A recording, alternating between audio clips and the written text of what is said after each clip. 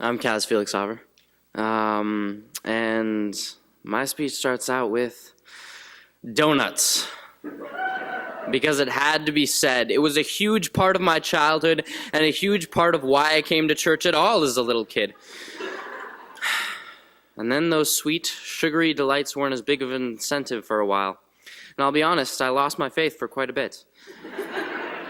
After I learned about Arachne the spider, and after I studied the Bible thoroughly without ever knowing what any of it meant, and after I was given the best moral compass any young person can get from this church, I became lost. I really did. Not just because of the donuts this time.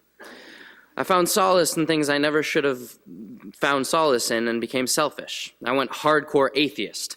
I didn't believe in anything but myself. I ignored my alarm clock every Sunday morning. I didn't want to see all the disapproving faces judging me for being an obnoxious teenager. But little did I know, those faces weren't judging at all. They were loving me all the time, waiting for me to find myself spiritually. And you know what? The craziest thing is that I did.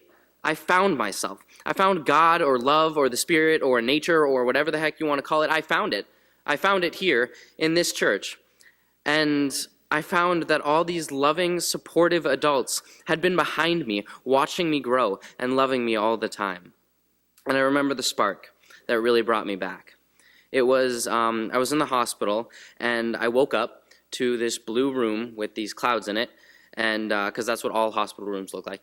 But Heather Janulas was in this room, and no one asked her to come there, but her presence, her light, and her connection with just everything, it was there, and I loved it, and I felt so loved.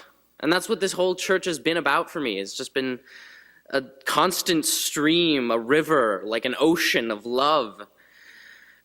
And then I started to go back to church, and I met a very wise man, a very kind, very wise man who has never ceased to amaze me. I had the honor of meeting Reverend Abi Janamanchi, and he blew me away. So, if there's one thing that I've learned during my time at this church, it is that everyone here is loved by everyone else at this church. I cannot say the word love enough in this speech, honestly.